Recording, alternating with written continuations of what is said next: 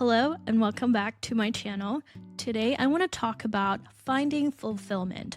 What is it? How do we find it? How can we feel more ecstasy in our lives while fulfilling our dharma, our soul's mission, and making it profitable? If you are new to my work, hi, I'm Celinne. I guide visionary tastemakers and creators from the ache of hollow success into embodied purpose, living in communion with your deeper calling and why, where your creations start becoming offerings to our collective evolution without losing your authenticity or burning yourself out. Today, we're going to go on a little journey, a little ride, and I can share you some of my wisdom, some of my experiences that has led me to having a much more fulfilled life, a community that is so nourishing to my soul, and how you can do the same. So let's get comfy and grab a seat. And as usual, a lot of my videos are frequency packed, so you might feel some waves, energies moving through your body, maybe patterns that are already getting ready to surface and let go. Or if you're feeling a little bit tingling in your head, it's totally normal. But I want to get you into a much more calm, peaceful state in your body so that you can feel, receive, nourished, and my messages can land into your body a lot easier. All right, let's get started. We need to understand, what does it mean to be fulfilled? As we know, humans are individuals. We have several different interests and fulfillments, and this might look different from your friends, from your family. These are your quirks that make your life worthwhile. These are what makes you unique. So just like the ocean, when the sun rays shimmer in the vast ocean, we start to individuate from this one great big source to little fractals of these glimmers. I think of it like God wanting to express itself from different perspectives. So everyone is unique in your own ways, in your own interests, and your passions are very important. And just because you're into crocheting or underwater basket weaving doesn't mean that you are doomed to be unhappy. No, whatever your interests are, those are the things that make time by for you and help you explore yourself. Oftentimes, what goes wrong, what creates this dissonance within us, is that we are put in these boxes. Jobs are institutional, it's already pre-made, it's like cookie cutter. We have this specific need for this specific role. And obviously, you go into a job already fitting in this specific mold. There is no individuation, but then we start to equate jobs as our passion. But it's all institutional and cookie cutter. It's generic, and you're a human being with so many interests. When I was just a sophomore in college, I had to really think about this. Do I pursue a degree? Do I pursue this path that is predictable, what my parents did? Or do I completely do something different? I was so passionate about spirituality, yoga. It's like, do I want to study more of this, or should I go and pursue medicine? And it's a very hard thing to do when you're still in a very young age. And I just thought to myself, we thrive when our creative spark is utilized, when there is more room to play and just enough friction to challenge us. You are not generic, you are multidimensional, multifaceted being. The next thing that goes wrong is that we think passion is something you find. If you remember that Katy Perry song, do you ever feel like a plastic bag drifting through the wind, wanting to start again? Okay, I'm not a good singer, but anyway, for 5 years, I was spinning in the wind, trying to discover my passion. It's implying that passion is external, but passion is individual in nature. It is an internal and external journey. For me, I think that you find passion from your suffering. And people often ask me, like, how do you know these things? How are you so wise? Like, I just suffered a lot. I saw a lot of suffering. And through that, you're like this gem that really is put into pressure so that you can start to alchemize and become this gem of yourself. Your quest for an adventure, right? Just like what Joseph Campbell calls the hero's journey. We experience this burnout, this external and internal dissonance when our individual values and, let's say, your company's values don't mesh well together. It's not in alignment. There are three types of burnout. So there's the overexertion burnout, the depletion burnout, and then the misalignment burnout. This is why corporate America traumatizes a lot of competent people.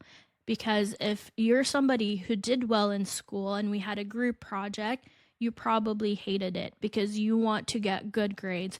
You can do well on your own. You are a high achiever. You're self-directed, high autonomy. Being in corporate America is like being in a group project and somebody is ruining your chances by changing the rules randomly. And somebody might say, oh, it looks like you have to finish this report by end of the week. Or maybe some coworkers don't have the same motivation as you. And if you're working with a bunch of people who don't share the same values as you have a manager that's trying to sabotage you, you start to blame yourself. Like, what am I doing wrong? This culture of competition is an ideology. It is a totalizing worldview that has captured our entire civilization, and it's how we end up trapping ourselves. Our educational systems are all conditioned to see success as beating others rather than creating something new or collaborating with each other. The whole system trains us to optimize for metrics that others have already defined for us rather than questioning whether those metrics even matter. This type of structure doesn't work well for intelligent people who can think for themselves because you will end up, again, just blaming yourself. Because your track record, you did well in school, you got good grades, but when you get to a certain level, it's not even your know-how that gets you up to the ladder, it's your soft skills and politicking, which had nothing to do in what you studied in the first place. If you can finesse your boss, that's how you get a promotion. And so the best students often end up in highly competitive fields like investment banking, management, consulting, not because they want to create more value, but because it is the most prestigious.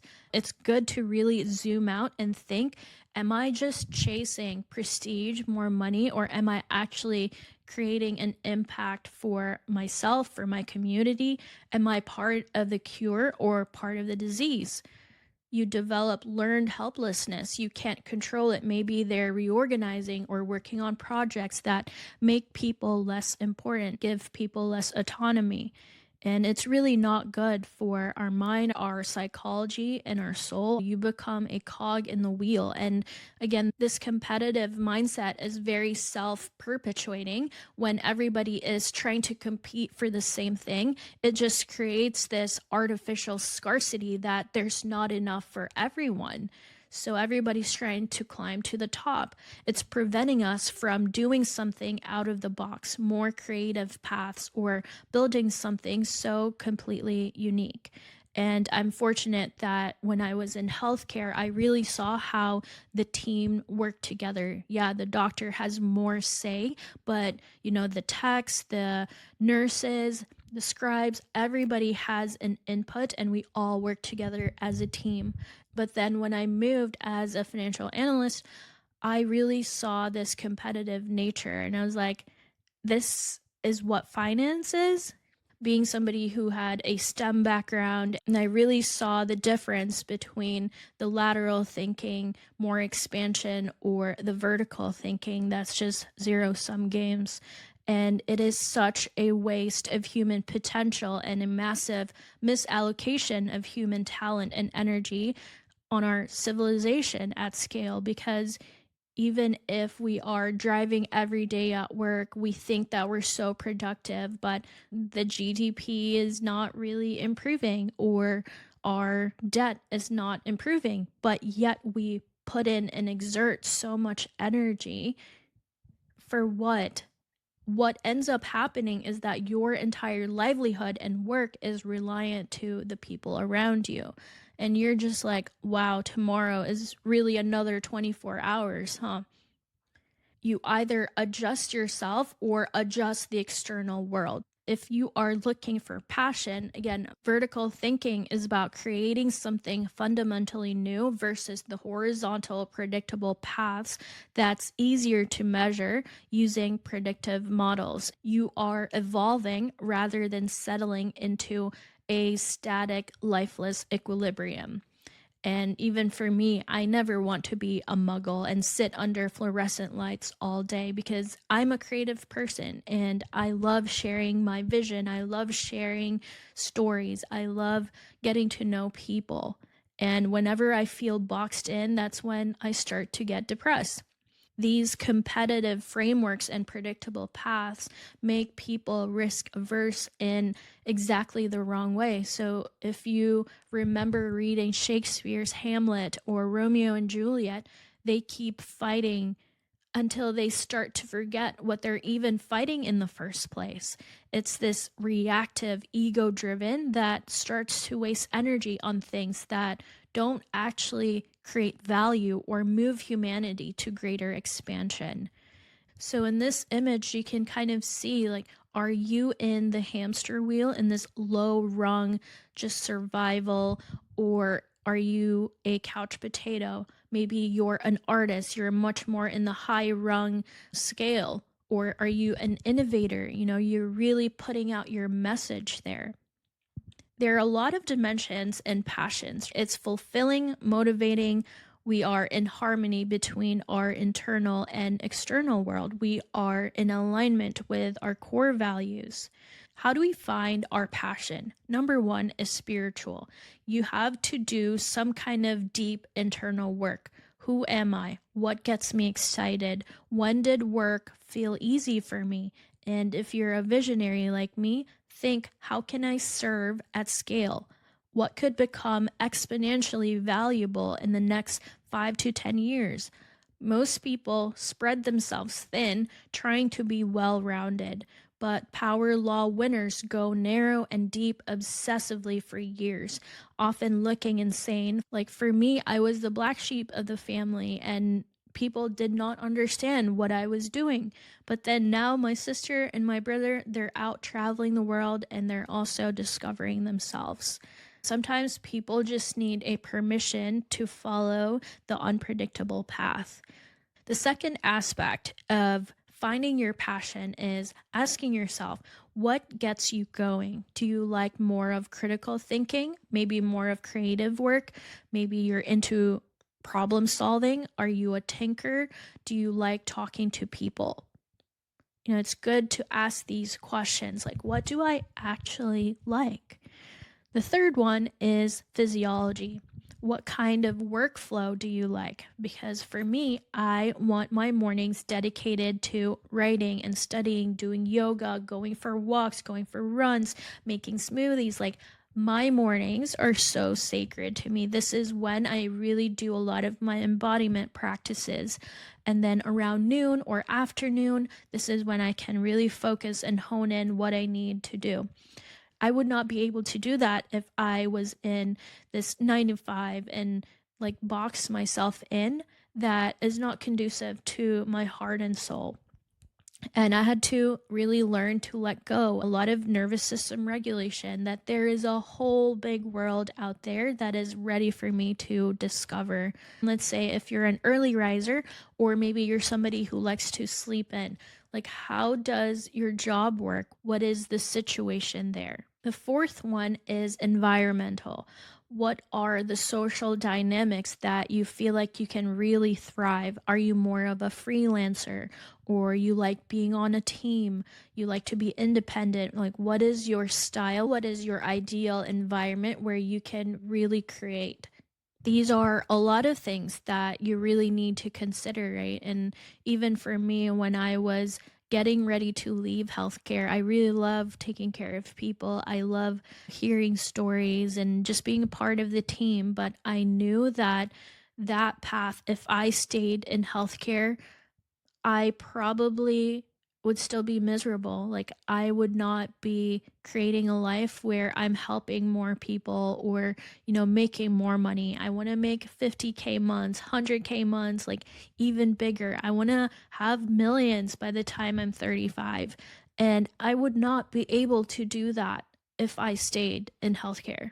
Like, I knew I had to start a business. And so I left healthcare and I looked for a job that was in business. I wanted to find a mentor, which I did. And he taught me everything about business, saw how his business worked. I was like, wow, this is a whole new world. Like, making money can just be so much easier and not using our time so much in exchange. The stepping stone and learn everything that I can so that I can start creating my own business too. And so, if these four things are not aligned, it creates a lot of dissonance within us. We end up hunting and hunting, just going round and round and round. It's like, when is this misery going to end?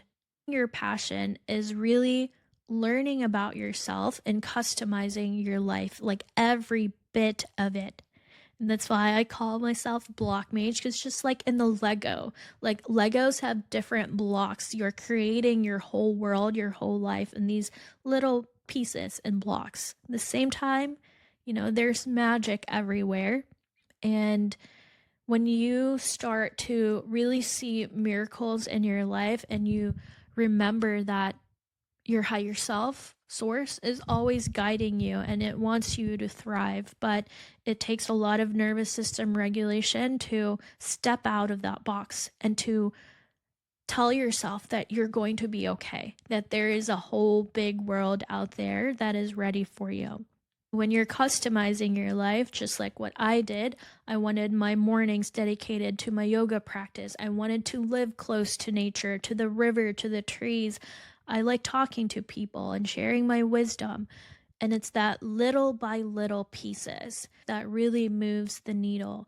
And I've been working on my business for a while. I was setting up my website and all of these things, but I was still kind of hesitant to leave healthcare.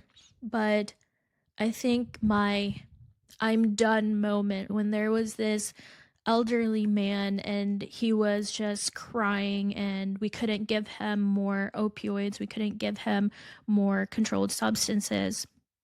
Like, I knew how broken healthcare was, and I just thought to myself, again, am I part of the cure or part of the disease? Like, a lot of the doctors, they don't get paid that much. It's these insurance companies, it's these pharmaceuticals that lobby, and it's just all so archaic and it's all so messed up. I didn't want to be a part of that system that just exploits people.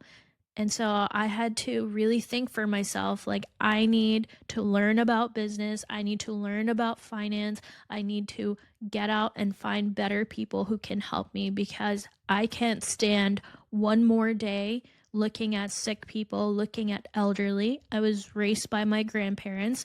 It hurts my soul. I just care. I don't want people to suffer. So that's why I'm doing this. That's why I'm making videos like this, to share my ideas. Like, being online, being on YouTube, being on TikTok, Instagram, whatever it is just a platform, a way to share your ideas. So if we're hiding ourselves, we're also hiding from success. We're hiding our love. We're hiding our care to the world. And I want to change that. And it's really incredible to see a lot of my clients, a lot of the people that I've really helped, to find that inner strength, that empowerment to also pursue what they know deep in their soul that is ready to come out of them. I knew that if I wanted to be wealthy, I had to surround myself with those people so that I can also start to think like them, how to act like them. I knew that they know things that most regular people did not know.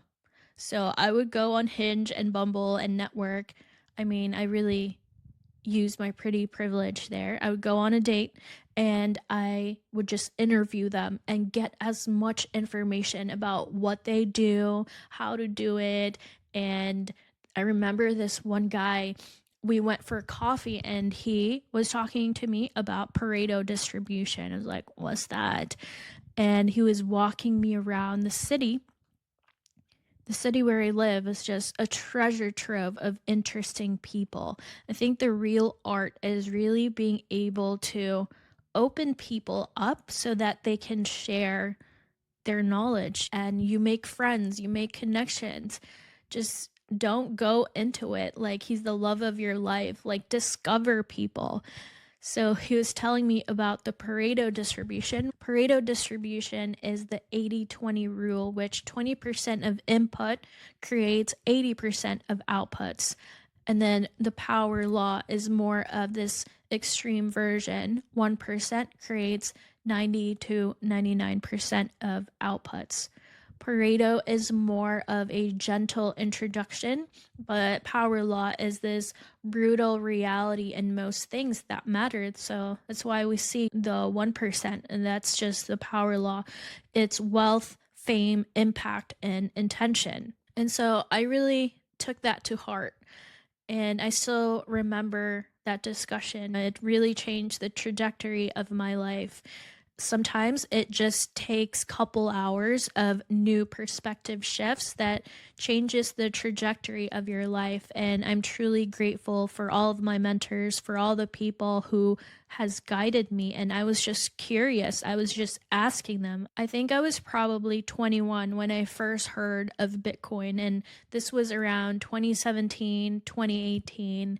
I was just so curious. Oh, new technology. So I started dollar cost averaging, completely forgot about it, that I have made this account until one day I was like, I noticed these like deductions. I was like, what is this? And then I opened my account. I was like, oh, damn, my future self was really looking out for me.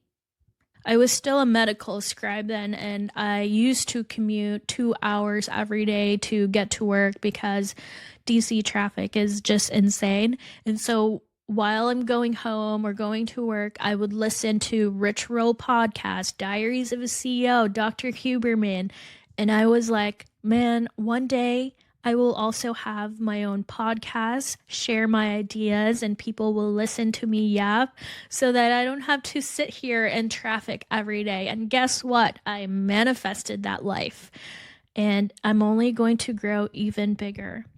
So now my business mommy, her name is Jamie, and she's just the most incredible woman. It's so nice to have a mentor to kind of just like really hold your hand and give you their wisdom. This is where I was and this is where I'm now, but you have somebody who's ahead of you. And she's a multimillionaire. It's so incredible to be around women who are so caring of your nervous system and they've been through it. So surrounding yourself with those kind of people, it really changes your perspective on what is possible for you. Having mentors is so important to get you to where you want to be. One of my greatest passions is stories. I love writing about them. I love hearing about people's stories. And I remember when these veterans would come to our clinic before and they would just give me the play by play of their Vietnam War or their life in the military, because my very first mentor, he was a major in the Army, taught me a lot about leadership and just that intimacy, being intimate with other human beings. Like, being intimate is not just sexual, it's that full presence that you're able to really be there for somebody and hear them. Like, I want to hear about your deepest, darkest secrets that you would never tell anyone. And I want to hear about your children, how obsessed you are with your craft, your bread making, whatever it is. I'm so grateful to be able to do this now where my clients feel at home with me and they feel even more at home within themselves the more that we work on this together. So don't lock yourself in an institution that boxes you in, because I know you have so much creativity inside of you and I believe in you unconditionally. The world has now evened out a lot of these opportunities. It rewards your value. So if you create value, then there is a higher likelihood of you becoming successful. if I'm helping you understand yourself better so that you can trust yourself to be great. Bring your best value to the world. Your passion is a feeling. It's not something you find, but it's something that you discover. Break things down. Like, what do I actually like? What can I talk about for hours and time just passes by?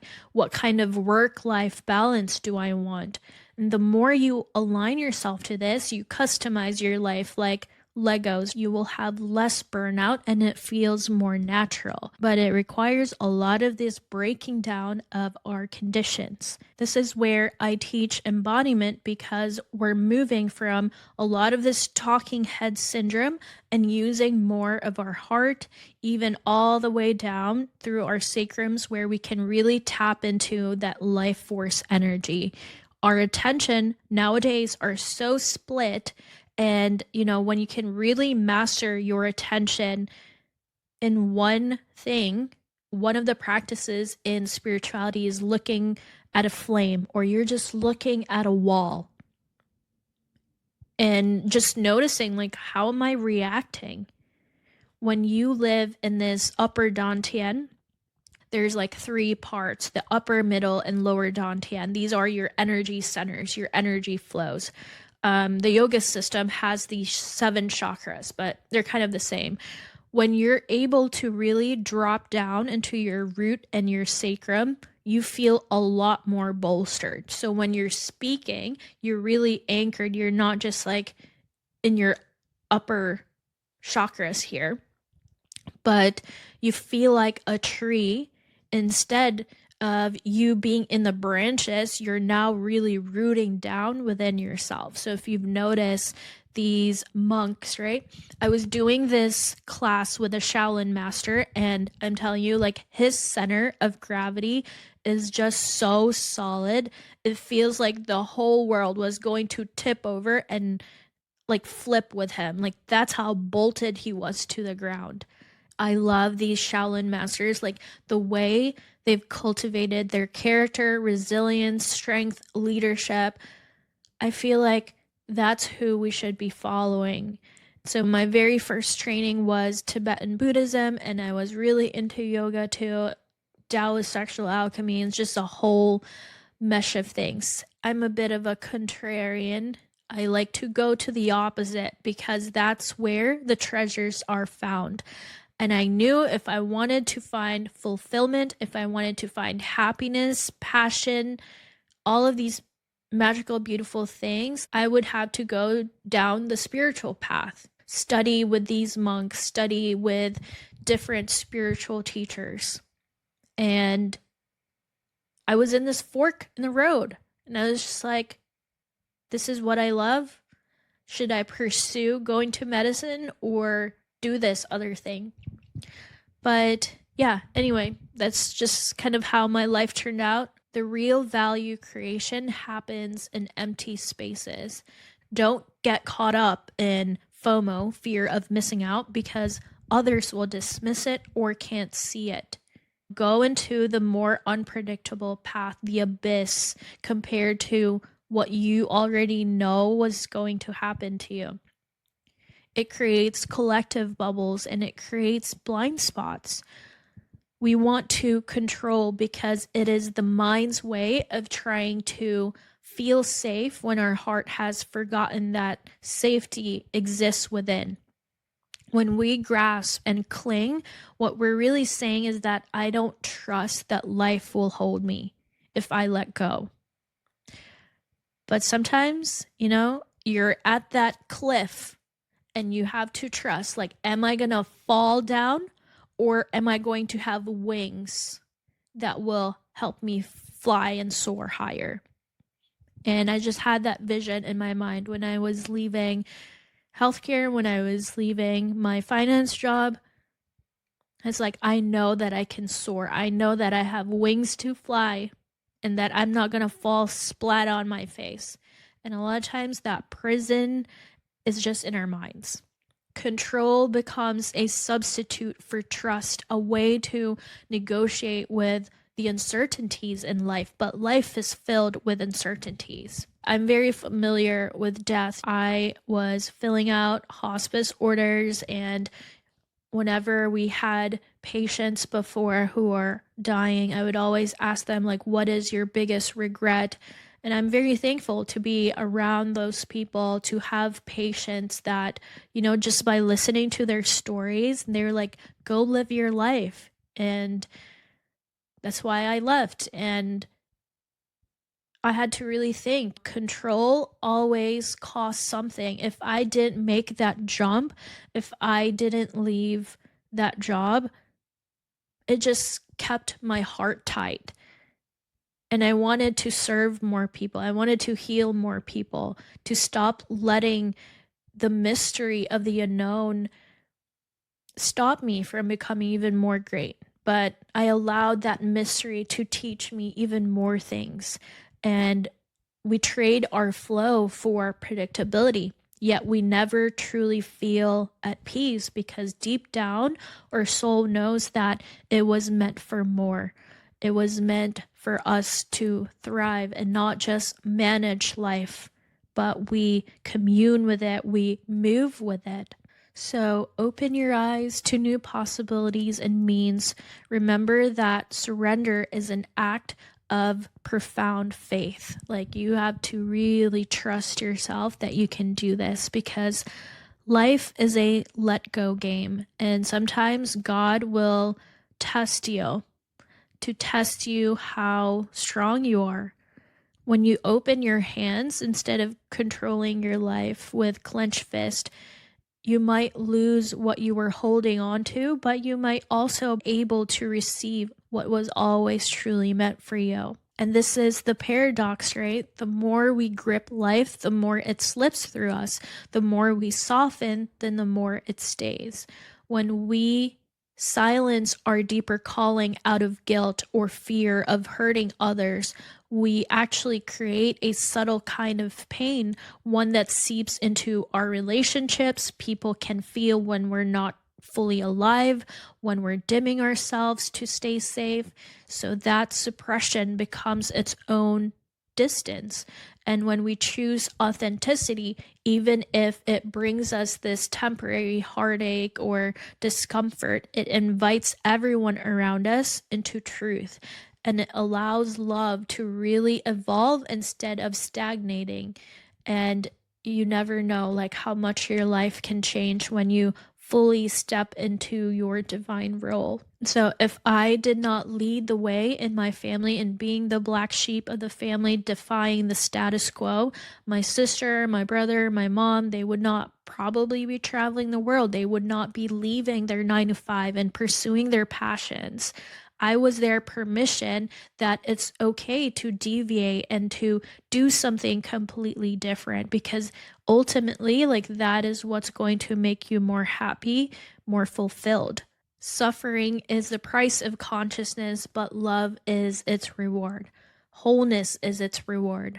Go through it and you will find that God was there all along, not in you trying to be perfect or control your life. But when you're breaking down, you're trembling, you're surrendering, your refusal to turn away from life, that's when you can find your light, that it's always been there all along. But you just forgot, and now you are remembering. Okay, so now let's talk about the nervous system. What is the role of the nervous system, and how can we calm ourselves so that we can step into this life? Our brain has a lot of back doors, and this is where I help my clients rewire their perception of reality, rewire their brain to achieve and clarify what they want. And just like sieving gold, you will find gold by removing the debris, not by adding more, but removing. A lot of these patterns are held in our soma, in our fascia, in our deep subconscious. So the nervous system is kind of like this chip, and it has to be upgraded so that faster apps can run. So just like in your phone, this requires more bandwidth, more space to help the whole system, example, like the laptop, to get better and faster. Your nervous system has hardwares. These are your cells, synapses, hormones, electrical, chemical signaling. And then there's also the software part. This is where the set of patterns that run the hardware. So these are your thoughts, your memories, your habits, emotional responses, your worldview. When the hardware is stable and well tuned, you're getting enough rest, balanced chemistry, steady breath, the software can run smoothly. When the hardware is overloaded by stress, toxins, or constant stimulation, this is when the program begins to glitch. So you end up with your thoughts looping, emotions spike, you're anxious, depressed, your focus scatters, and you just have this lack of clarity. You have a lot of brain fog. The interesting part is that the software and hardware influence each other. A single pattern of thought or attention can change the physical wiring of your brain through neuroplasticity. And a physical change, such as maybe your breath becomes slower, you're more embodied, you can alter immediately your mental output. Usually, after my sessions with my clients, they feel almost like an energetic hangover because we're really clearing the deeper patterns that have been lying in your deep subconscious that is weighing you down. And sometimes other people who can hold the resonance, they would have immediate results and they would have a sale or just opportunities happen to them because we've cleared all of these energetic blocks. When we say that we are evolving consciousness, this means that we are upgrading both. We are keeping the hardware clean and responsive and rewriting the software. So these are your old stories, your fears, your assumptions. So it reflects more accurate information about reality. The more intelligence you get, it's like you are wiping the lens and clarifying your essence. So your true self can really emerge. You can act on your highest intelligence. You can act on your innate God-given gifts and not just following these mimetic desires that people have. As your system develops, more coherent, stronger neural connections, better regulation, you will feel more of a steadier energy flow. It's like you're upgrading both the processor and the memory. So you can handle a wider range of input. You can understand complex emotions. You start to feel smarter, subtle intuition, more creative data without crashing into overload. You get more breakthroughs and expanded awareness. It is a gradual process until your body can hold larger frequencies. So, even just by listening to this podcast, a lot of my podcasts, they have a lot of embodiment codes in it. They have a lot of nervous system regulation. So you're receiving my frequencies. And there is a difference when you are just talking from your head or talking from more embodied, rooted state. So notice your body whenever you're listening to my podcast or after, like, what do you feel like? Do I feel more empowered? Do I feel more calm? What is happening in your body, right? What's important is that, unlike a machine, your upgrades happen through rest, through integration, and genuine experience, not by forcing your performance. Our nervous system grows capacity when it feels safe. And every time you process emotions instead of you suppressing it, move your body or enter into deep stillness, because you're literally increasing the bandwidth available for your consciousness to use. Consciousness is just light. It is a much higher frequency of energy. So if you want much more higher caliber of this enlightenment frequencies, like, your body needs to be able to hold it as well. Over time, that allows what we call the higher frequency awareness, clarity, compassion, insight to run on these physical hardware without frying the circuits. Most people live in their lower thirds of the body, but the higher you go in, let's say, your solar plexus, your heart chakra, your throat, your higher mind, then you can really expand your awareness. It's like opening that camera's aperture. You're receiving more light, you're receiving more information. Reading books will be a lot easier. Understanding complex things. The body and mind becomes better synchronized. You think faster, but also you are a lot more calm. You feel more without being consumed by these feelings. And so, yeah, discovering ourselves, finding fulfillment is a blooming of yourself. So think of yourself like a seed, right? You will germinate under darkness, under pressure, but with watering, sunlight, and that's how we can thrive. We all go through these contractions and expansions, and knowing like what patterns am I clearing in my body, like where am I in my ascension.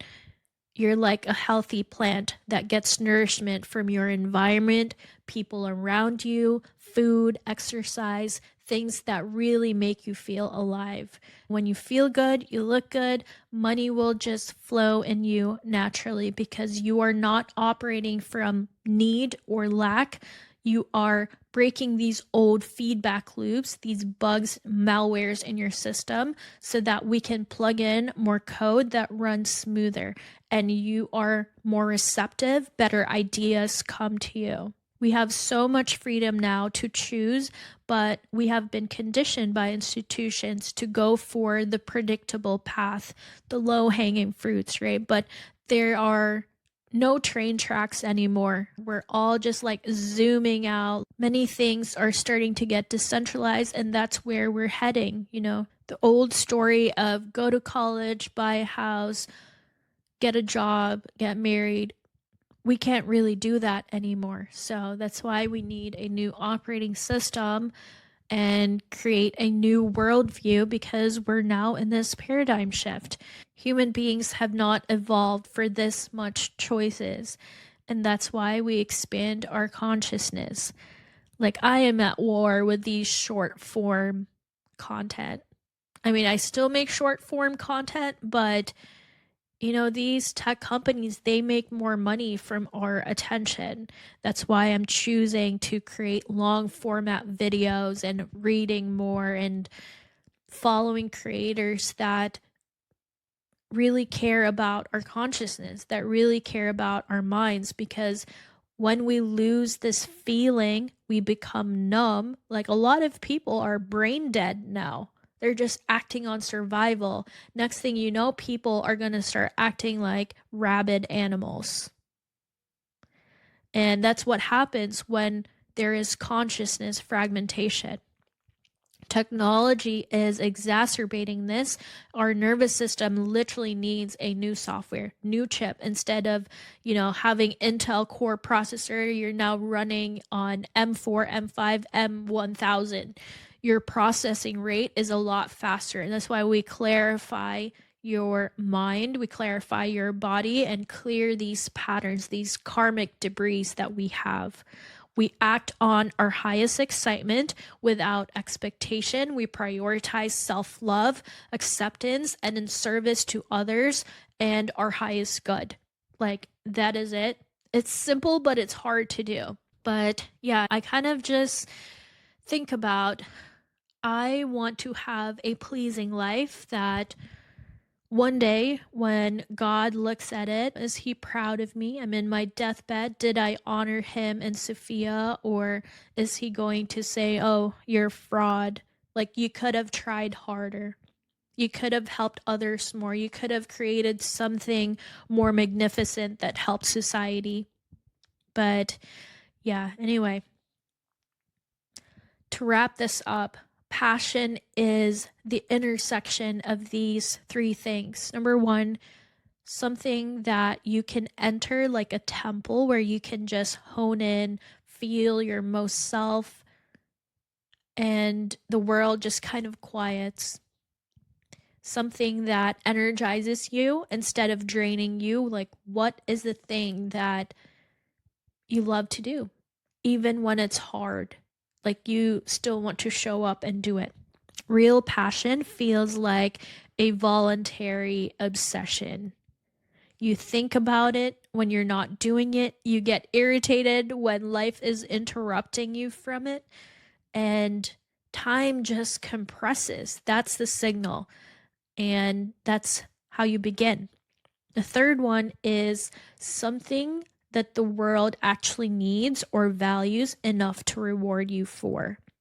Like, I think healing will go so far. If you are a healer, if you are into self development and just being genuine, being real, community, find how you can help others. Because I think as AI grows, we're really just left affecting human beings, affecting ourselves, because they will be doing most of the things that we used to do. So explore, do something different, meet new people every day. Let's spark your ideas. And so if you found this helpful, I have my Fire Series Masterclass where we dive more into pattern recognition, tools that can help you find coherence and more balance. I have a lot of activated meditations on there too. And on my shop, I have my one-on-one sessions. I would love to get to know you, your story. What are you trying to create? What are your projects, your hopes and dreams? I want to know. I want to activate you and more people so badly because my mission requires your genius. I came here to help humanity evolve, avoid consciousness fragmentation, genetic devolution, and societal collapse. Like, we can go faster when we are together. I am driven by the mission. I am driven to create impact because I care about you. I care about the planet. I care about my friends, my family. I care about society. And that's what I have always done because it comes from my core values. So our task today is to create new things that will not only make the future different, but better. And the most essential first step is to think for ourselves, to surround ourselves with people who also support what we want to create. And only through seeing the world with curiosity, we can recreate it and preserve the future. If I can empower more people with the insight that I've lived and attract the people that needs to hear it the most, then my mission is complete.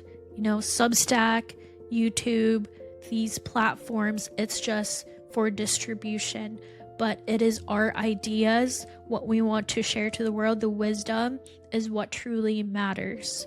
One day, I want to create a big library, an oasis of learning, wellness, embodiment, where we can just all collaborate and create. We can be close to nature, a place where new ideas are formed, community, trust, creating a better world.